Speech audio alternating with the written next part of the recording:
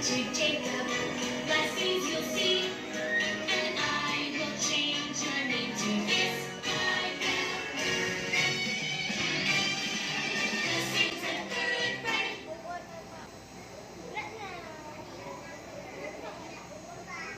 Magandang umaga mga bata. Ay, wala yata akong kausap. Magandang umaga mga bata. Wow, napakarami niyo naman ngayong araw. Bago tayo magsimula sa ating bagong kwento, ipapakilala ko muna sa inyo yung aking nagkagandahang mga apo. Gusto niyo ba silang makilala? Ang hina naman! Gusto niyo ba silang makilala? Excited na ba kayo? Okay. Sige nga, sabihin niyo nga ng malakas, Mary! Mary! Isa pa, hindi naririnig ni Mary eh. Isa pa, Mary! Ayan! Ayan si Mary. Meron pa akong kasamang isa. Tawagin niyo naman si Martha. Martha! Ay, hindi niya daw. Ay, ito na pala si Martha. Martha, magsalita ka naman kasi. Hi! Ayan. Ayan yung mga kasama ko, si Mary at si Martha. Narinig ko sila kanina eh. Meron yata silang pinag-uusapan. Ate Martha, ano bang meron sa'yo? Bakit paborito ka ni Papa? Samantalang ako hindi niya pinapansin. Tapos lagi pa ako inuutusan. Alam mo, Mary, hindi totoo yan. Kausapin ko kasi si Papa. Alam mo, mahal na rin nun. At saka, dapat daw naman na sumunod tayo kapag may inuutos si Papa o si Mama.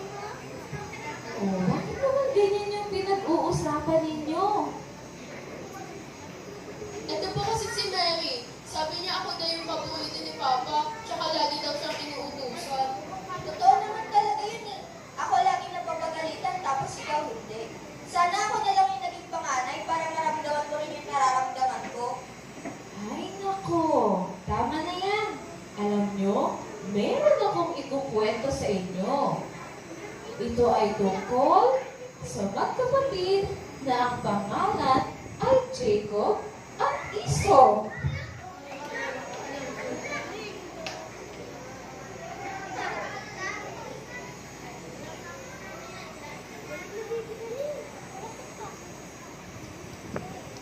Ang magkapatid na si Esau at Jacob ay kambal na anak ni Isaac at ni Rebecca. Si Esau ay lumaking paborito ni Isaac at siya ay isang mangangaso. Samantalang si Jacob naman ay naging paborito ng kanilang ina na si Rebecca. Isang araw, noong panahon ng matanda na si Isaac at malabo na ang kanyang mga mata, ay tinawag niya ang kanyang anak na si Esau upang kanya itong pagpalain. Anak, Ama, nandito ako.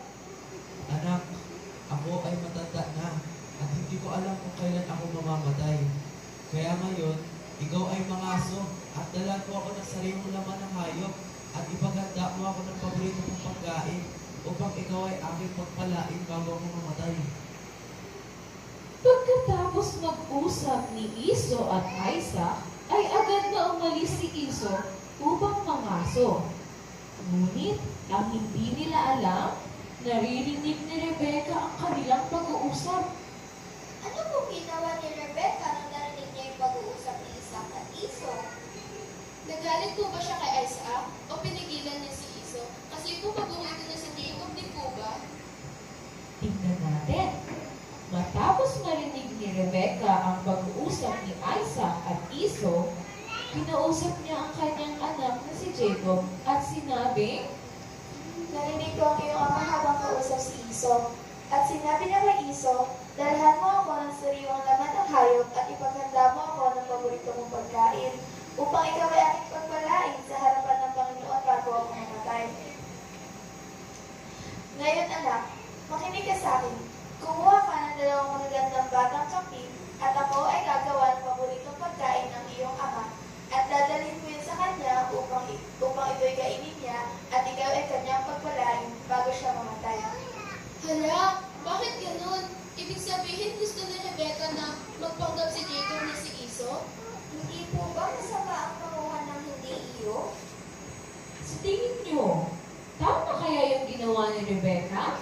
Hindi po. Kayo mga bata, sa tingin nyo, tama kaya yung ginawa ni Rebecca? Okay.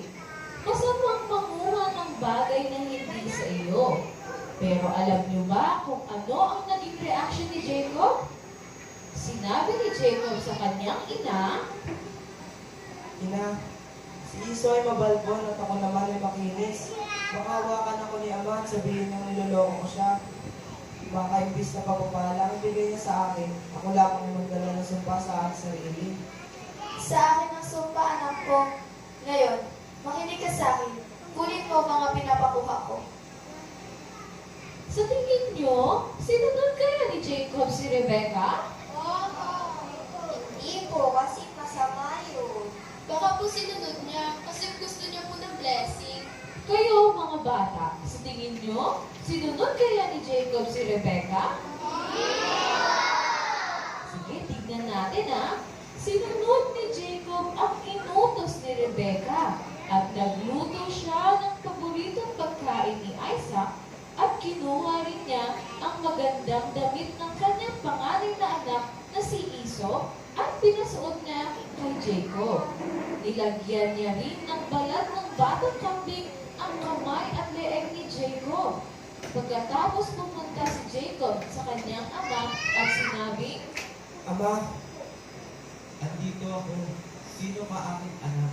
Ama, ako ito, ang iyong panganay, si Iso. Ginawa ko ang inuutos mo sa akin.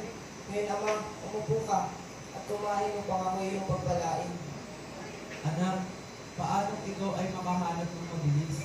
Ito ay dinala sa akin ng Panginoon. Anak, lumapit ka ng mahawakan kita at malaman mo kung ikaw nga bang anak na si Iso o hindi. Ang boses mo ay kay Jacob, ngunit ang iyong mga kamay kay Iso. hindi nakilala ni Isaac si Jacob dahil sa mabalbon niyang mga kamay. Kaya, pinagpala ni Isaac si Jacob. Ikaw nga ba ang aking anak na si Iso? Ako nga po, Anak, dalhin mo sa akin ang paborito kong pagkain upang ikaw ay aking pagpalain. Anak, lumapit ka.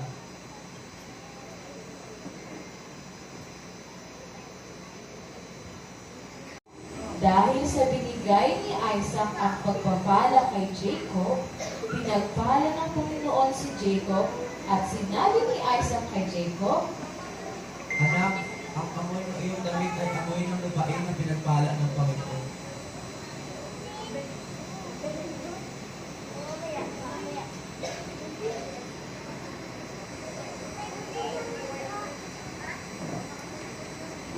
sa tingin niyo, tama ba ang ginawa ni Jacob? Hindi po, kasi niloko niya ang papa niya.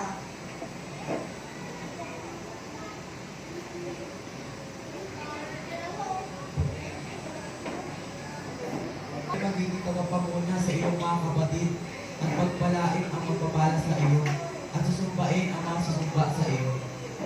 Naku, anong nangyari mga bata? Mga bata, ibinigay ba ni Jacob? Ibinigay ba kay Jacob yung pagpapala? Martha, kung ikaw si Iso, anong mararamdaman mo? Malulungkot po ako at magagalit kasi masama po yung ginawa ni Jacob sa akin. Maaaring ganyan din ang naramdaman ni Iso. Pagtapos mangaso ni Iso, umuwi siya sa kanilang bahay at gumawa rin siya ng paboritong pagkain ng kanilang ama at pinuntahan niya ang kanyang ama na si Isaac. At sinabi niya, Ama, kainin mo na itong niluto kong paborito mong pagkain at ako ay iyong pagpalain. Sino ka? Ako ito, ang iyong panganay na anak na si Iso. Sino? Nasaan ang nagdala sa akin ng sariwang laman ng hayop at kinain ko bago ka dumating at siya'y aking pinagpala? Pagpalain mo rin ako, ama ko. Dumating ang kapatid mo at kinuha ang iyong pagpapala. Hindi ba siya si Jacob? 2 beses niya nang ginagawa ito sa akin.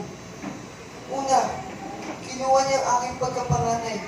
Ngayon, kinuha niya ang aking pagpapala. Ama, wala ka bang naitirang pagpapala para sa akin? Ginawa kong tagapanguna sa inyo si Jacob. Binigyan ko siya ng mga tagapaglinton. Ano pang ibibigay ko sa iyo? Ama, pagpalain mo rin ako kahit isang pagpapala lang. Ama, pagpalain mo rin ako. Pagpapalain ang iyong tirahan at ikaw ay maglilingkod sa iyong kapatid.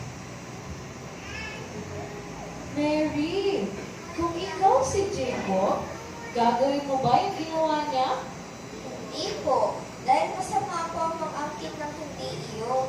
Kayo mga bata, kapag kung ikaw si Jacob, gagawin mo rin ba yung ginawa niya?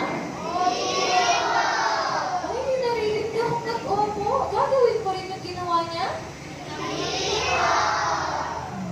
Alam nyo, hindi dapat natin hangarin ang magagandang bagay kung hindi naman natin ito makukuha sa paraan na gusto ng Panginoon. Hindi tayo dapat gumawa ng masama para makuha yung gusto natin. Halimbawa, may gustong-gusto kang laruan, pero wala kang pambili. Anong gagawin mo? Mga bata, meron kang gustong laruan, pero wala kang pambili. Anong gagawin mo? Ha? Magtiis daw. Mag-iipon. Very good. Huwag na huwag kayong kukuha ng bagay na hindi sa inyo. Okay? Makukuha mo yung laruan na gusto mo, dapat sa tamang paraan na gusto ng Panginoon. Kung meron kang bagay na gusto, sabihin mo sa mama o kaya sa papa mo. At syempre, ipag-pray mo. Kapag handa ka na, ibibigay na sa iyo ng Panginoon yung bagay na gusto mo. Okay, mga bata? Nagustuhan niyo ba yung kwento ni Jacob at ni Iso? Kayo, Mary and Martha, nagustuhan niyo ba yung kwento ni Jacob at Iso? Opo. Anong natutunan niya sa kwento natin ngayong araw? Huwag pong kukuha ng hindi iyo. Very good, ikaw. Huwag kong mag-aangkin ng hindi din sa'yo. Okay, very good. Sige nga, mga bata. Anong natutunan ninyo sa kwento namin ngayong araw? Okay, mayroon bang pangalan dito na Jacob? Sige nga, pakinggan mo nga si Jacob. Jacob, anong natutunan mo ngayong araw sa kwento natin? Jacob! Jacob daw. Jacob! Nasaan ka? Nandiyan na ba si Jacob? Naku, wala yata si sabihin mo dun sa tao. Jacob. Meron bang pangalan? Meron na? Jacob? Ay, ito na siya. Anong natutunan mo sa araw na to? Maging matapat po. Ano mo? Maging matapat. Maging matapat? Very good. Sige na nga. Aalis na kami ha. Kasi, bibili pa kami ng laruan. Pupunta rin kami sa church. Paalam mga bata! Okay, Martha, mag-okay na kayo. Bye! Natatawa.